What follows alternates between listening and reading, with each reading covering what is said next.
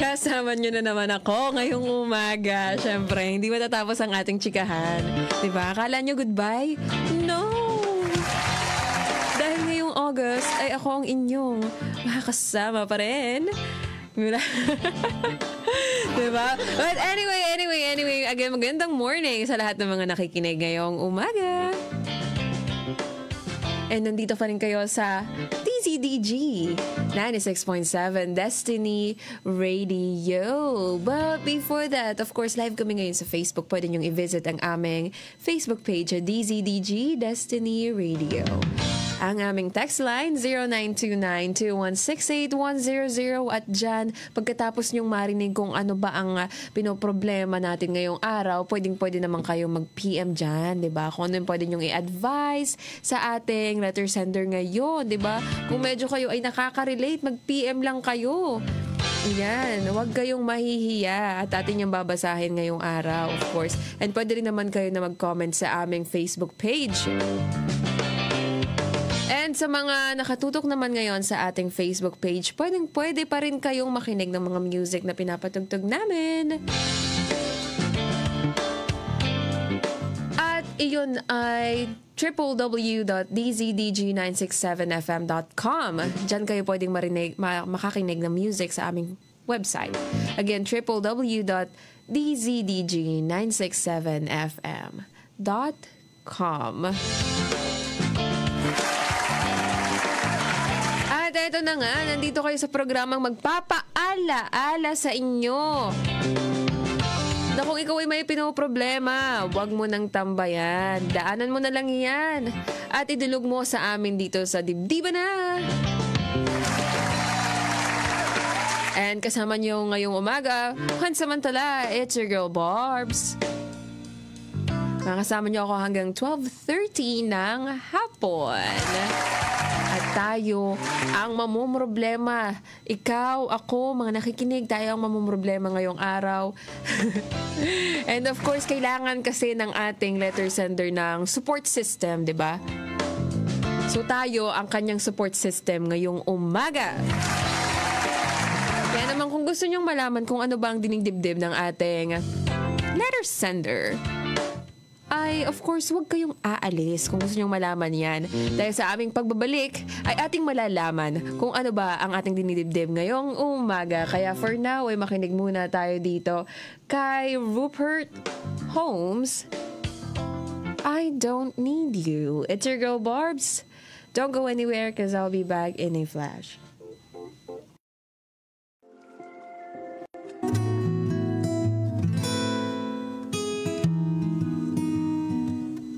Second chance. Sabi dun sa kanta, a heart needs a second chance. Kayo ba, naniniwala ba kayo sa second chance? Lalo na kapag yung mga kasalanan niya na ginawa is, kagaya na sinabi sa kanta, let's say cheating. Sabi nga doon sa kanta kanina sabi niya, how much more will I have to pay? Why can't you think it over? Why can't you forget about the past? Of course, when you cheated, diba? It's hard to forget about the past. Meron pa nga siyang sinabi. Sabi niya dito, I never loved her. I never needed her. She was willing that's all there is to say. Don't forsake me. Please don't leave me now. A heart needs a second chance. So, itong kanta natin kanina is about, alam mo yun, yung going back to your partner, asking for a second chance kasi nag-cheat ka. You are asking for a second chance. Really? Kasi yan yung dinidibdib nung ating letter sender ngayong umaga. Someone is coming back sa kanyang buhay. Asking for a second chance. Not really, pero parang gano'n na. Siyempre, kapag bumabalik ka naman sa buhay ng isang tao, di ba? Ano pa bang meaning yun nun? Eh di nag-a-ask ka ng second chance. Pero bago natin mapakinggan ang kwento ng ating letter sender ngayong umaga, ay kasama niyo pa rin ako. It's your girl Barbs and nandito kayo sa programang Dibdiba Na. And of course, live kami ngayon sa Facebook. Pwede niyong i-visit ang aming Facebook page, DZDG Destiny Radio. Pwede kayong mag-comment diyan ng inyong mga saloobin. And of course, ang aming text line. Pwede kayong mag-text at magbigay ng advice after nyo marinig itong problema natin ngayong umaga. 0929-2168-100. Again, 0929-2168-100. And live kami ngayon sa Facebook. Pwede nyong i-visit ang aming, website, www.dzdg967fm.com.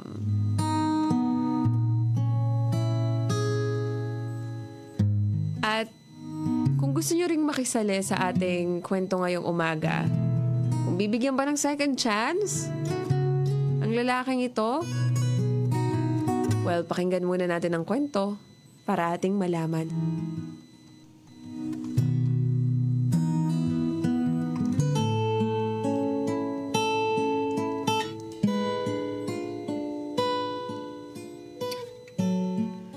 Dear DJ Greta, ako po si Dana. 27 years old na po ako at galing po ako sa breakup na 8 years relationship. Napakagaan sa pakiramdam after ko na makipag-break. After long years ng panloloko niya sa akin. Sa pambababae at barkada. Nakipag-break ako dahil paulit-ulit na lang ang nangyayari sa relationship namin. At bilang babae na nakatapos ng pag-aaral at ngayon ay nagtatrabaho na, hindi naman sa minamaliit ko siya dahil di pa siya nakakagraduate. Pero DJ, hindi po siya makagraduate dahil hindi niya magawang magseryoso sa buhay at sa pag-aaral. Panay tambay, kasama ang barkada ang inaatupag. Siyempre, iniisip ko rin ang magiging future ko, kaya naglakas loob ako na makipag-break sa kanya. Nag-aalangan pa ako dati kasi ilang taon na rin ako. Baka hindi ako makahanap ulit ng boyfriend at nasanay na rin ako sa presence niya. Ngayon po ay 1 year na kaming wala at nagkaroon na ako ng bagong boyfriend. Pero hindi rin kami nagtagal. Nag-uusap pa rin kami ngayon na 8 years. Sa katunayan nga ay graduating na siya sa college. At gusto niya rin daw na makipagpabalikan kami. Napaisip po tuloy ako. Dahil nabanggit ko naman po na hindi lang about sa school ang problem niya. Kundi pati na rin ang pag-cheat niya.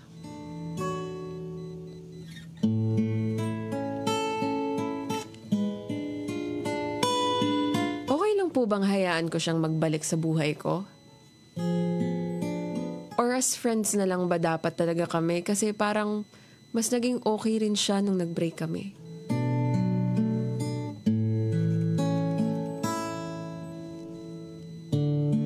At iyan ang kwento ni Dana.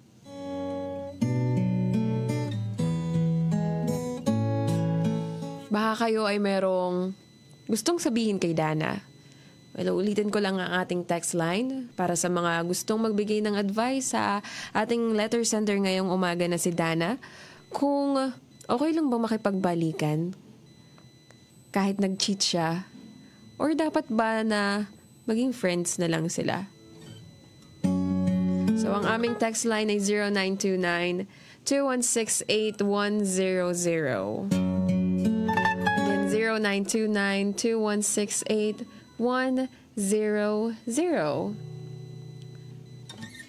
At pwede rin naman kayo na mag-comment sa aming Facebook page. That is DZDG Destiny Radio. Live kami dyan ngayon. And habang kayo nag-iisip-isip, dito sa kinikwento natin ngayong umaga, dito sa pinoproblema natin ngayong umaga, or sa dinidibdib natin, or baka ikaw nakaka-relate ka rin, yan, pwede kayo mag-text sa amin. Again, ang tanong natin bago tayo mag-break ng kauntian is, okay lang bang hayaan siyang bumalik kahit nag-cheat siya ng paulit-ulit? Or magiging friends na lang kayo? So habang nag-iisip tayo muna yung magpatugtog nito mula sa Hinder, kanta ng Hinder or kanta ni Hinder, with this song, Lips of an Angel. It's your girl Barbs. Don't go anywhere because I'll be back in a flash.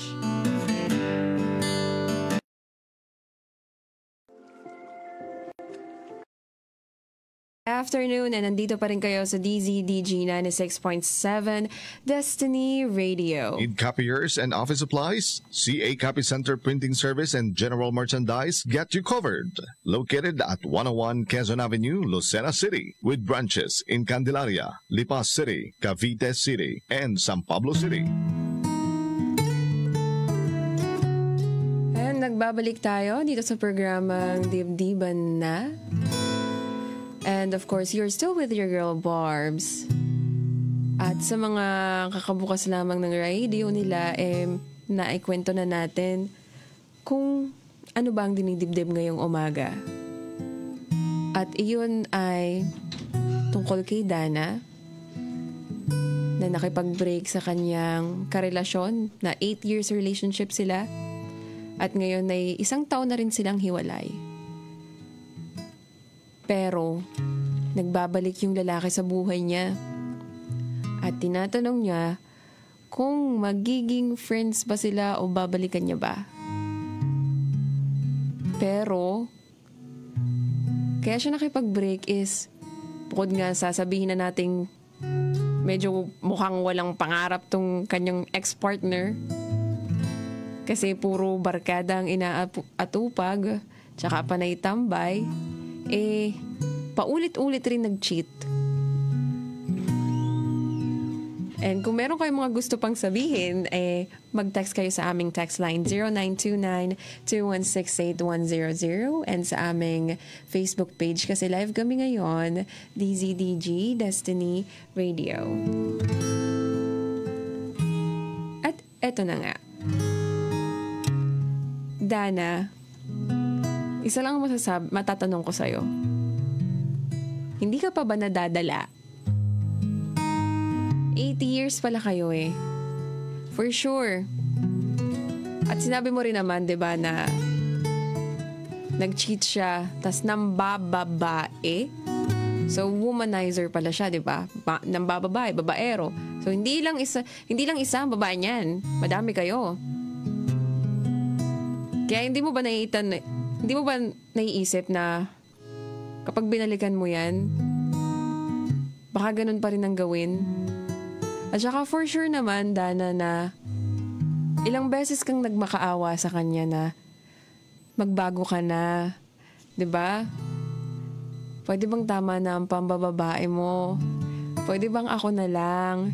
Hindi ba ako sapat? Kailangan mo pang humanap ng iba? Ilang beses mo na yung natanong sa kanya. At ilang beses mo na rin yung tinanong sa sarili mo. And for sure na bumaba rin ang tingin mo sa sarili mo, nawalan ka ng, may feeling mo hindi ka worthy, nawalan ka ng self-worth. Natanggalan ka ng self-confidence kasi, alam mong irreplaceable ka, alam mong hindi ka sapat. Kaya siya naghahanap, di ba? Ganun yung iniisip mo. And buti naman at medyo nalinaw-linawan ka. Sabi mo nga, di ba, gumaan yung pakiramdam mo nung naghiwalay kayo. Well, I think that's a good sign na hindi talaga siya para sa'yo. Di ba? Isipin mo na lang, if babalikan ko tong taong to, di ba? Ano mangyayari sa amin? Ganon pa rin ba? Kagaya ng dati? Siguro kasi 8 years yun, iniisip mo, sayang yung memories naming dalawa, ang dami pa rin namin pinagdaanan kahit siya ay cheater. memories. Talaga. Kung dun ka lang titingin sa mga memories na yun kaya hindi ka makapag-let go fully. Alam ko naman na mabait ka, Dana. Sige. Pero wag too much. Nasasaktan ka na. At saka again, isipin mo ha. Isipin mo. Kapag bumalik yan, tandaan mo, once a cheater, always a cheater. Sabihin na natin nagbabago ang tao, pero ilang beses na tayo nakakita niyan sa social media, kahit mga artista, di ba? Mayroon kayong kilalang artista na yung babae, ilang ulit niyang binalikan yung lalaking boyfriend niya. Pero paulit-ulit siyang niloloko at hindi pa rin siya nagdadala. Gagaya ka ba sa kanya? At isipin mo kung babalikan mo siya. Ang dami mong iniiyak, ang dami mong pinagmakaawa sa kanya, ang daming beses kang, nasaktan, nadurog. Tsaka isipin mo yung trust, nasira na yun. Ang hirap ibalik ng trust, diba? Bubuuin mo pa yan ulit. Kita mo na ba? Na-visualize mo na ba yung mga parang, let's say, consequences? Kung babalik ka pa. Kung hahayaan mo siya, kung hahayaan mo siyang bumalik sa buhay mo. And if hinayaan mo siya, isa lang masasabi ko, you deserve what you tolerate. If hinayaan mo siyang bumalik, nasaktan ka ulit, I think this time, ikaw na yung may kasalanan nito Kasi hinayaan mo pa siya. Kapag binigyan mo yan ng chance, iisipin niya, ay, ilang beses naman ako nito binigyan ng chance, pwede ulit ako mambabae. Di ko naman sa nilalaso ng utak mo. Pero pag-isipan mong mabuti kung gaano ka nadurog noon. At 1 taon mong binuo ulit ang sarili mo. Marami pa namang iba dyan, Dana, na mas deserve, 'di ba? Ang hirap talagang ngayong mag-commit. Meron nga akong nakitang post. Eto ha. Maraming cheating issues na nag-spread around sa internet. Kaya daw na-realize niya na it's rare to find a person who's committed as you. Someone who's faithful, someone who respects you with or without your presence. Even the most trusted person could lie. Even the most loyal person could change. Even the even the sweetest man could cheat. Even the strongest relationship could ruin. Even the person you love the most could be gone. Mahirap tanggapin, 'di ba? Pero ito yung reality. So, ikaw, let him go and let yourself heal fully. 1 year, alam ko hindi ka pa fully healed niyan. Kasi 8 years yan 8 years yung relationship nyo. Nabasag ka for sure. And 1 year is you're still healing.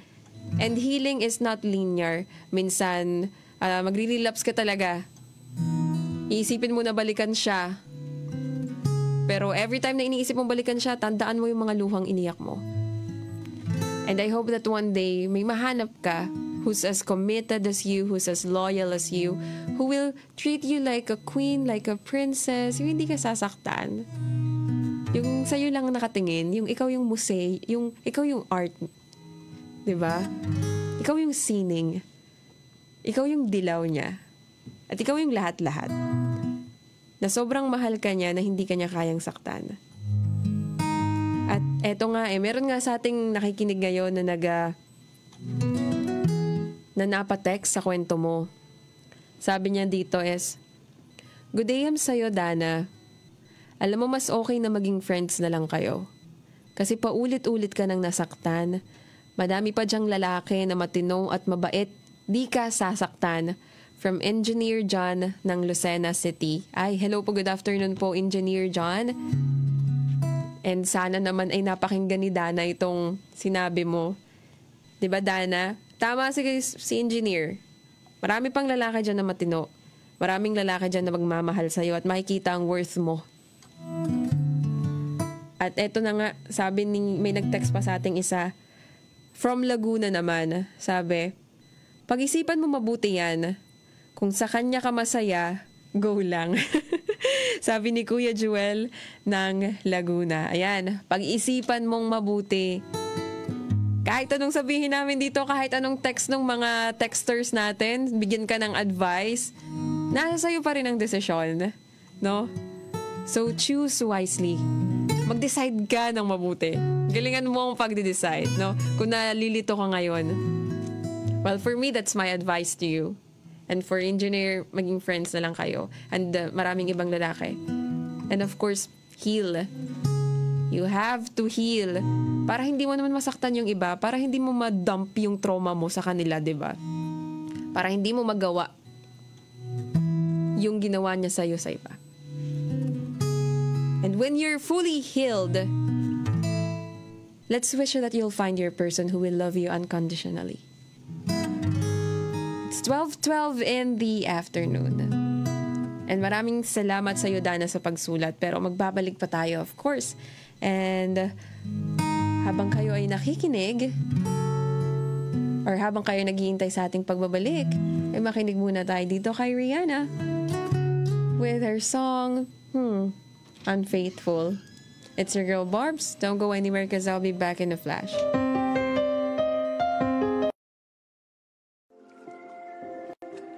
DG 96.7 Destiny Radio. Copiers and office supplies, CA Copy Center Printing Service and General Merchandise get you covered. Located at 101 Quezon Avenue, Lucena City, with branches in Candelaria, Lipas City, Cavite City, and San Pablo City.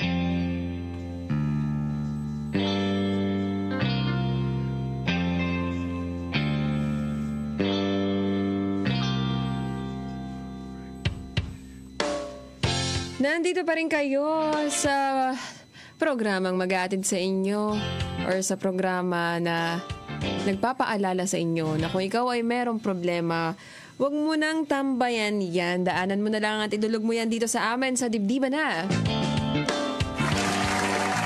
And of course, kasama niyo pa rin ako. It's your girl, Barbs. And kanina is napag-usapan natin ang kwento ni Dana.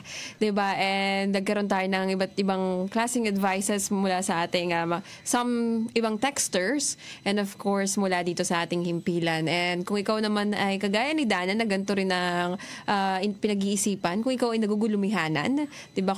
Kung merong bumabagabag, diba? Kung nakakapagpabagabag ba itong problemang ito sa iyo at ikaw ay nakaka-relate, ay sana naman ay nakatulong kami sa iyo dito. And of course, sa iyo, Dana, sana ay nakatulong rin kami sa iyo. Kung ikaw ay may dilema ngayon, di ba? Friends, or kami na lang ulit. Yes. Meron nga nagsabi dito kanina kung sa memories ka nanghihinayang, memories na lang. Huwag mo nang balikan, di ba?